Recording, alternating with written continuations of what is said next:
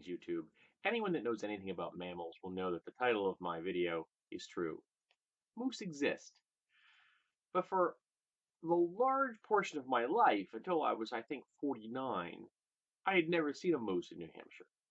And I used to joke with my wife that they didn't exist, even though she had seen them in New Hampshire. In fact, she'd seen them from our apartment window in our last place we lived. But I said, apparently I'm coughing. But I said that because I had never seen one, they didn't exist. And while I said that in jest, even though I ran the joke for years, um, yes, I do have a long strain of dad humor. There are people in life that have that kind of mental model hardwired into their head. I actually knew someone once that didn't believe in Einstein's general and special relativity theories because he couldn't see them.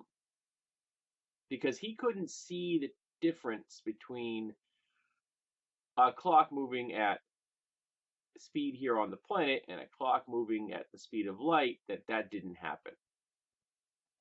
He wasn't strong on math, I should point out.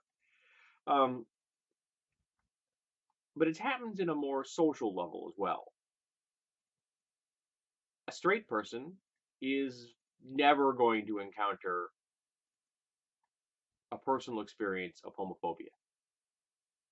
And they may be utterly blind to what homophobic things they do unintentionally. A cisgender person is never going to experience transphobia, never know what that's going to be like for another person. That personal experience will not happen. A white person is never going to understand racism, is never going to understand what it's like to be a black person or a brown person in America or in the West. They just aren't.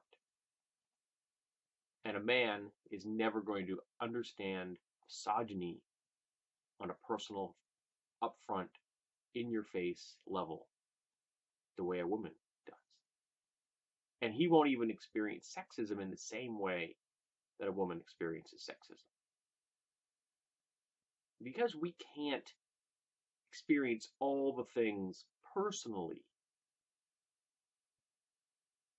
what we have to do is listen to the people who do.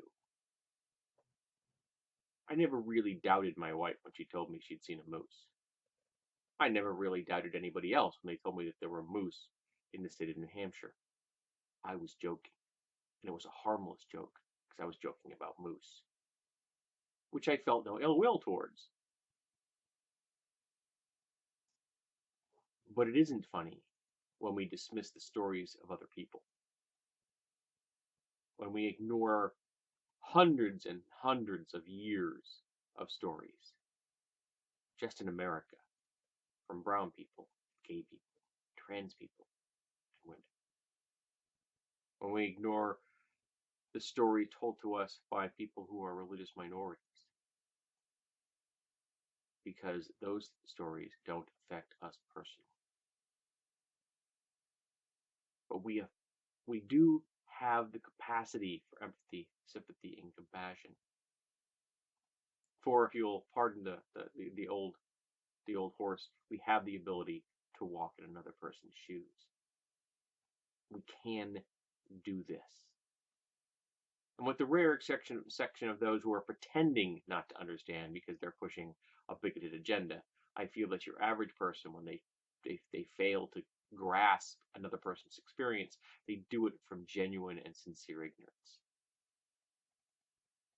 But once they've been exposed to it, once someone has told you their experience, heck, once dozens or hundreds or thousands or millions of people have told you their stories and you have listened, you don't get to pretend it isn't happening anymore.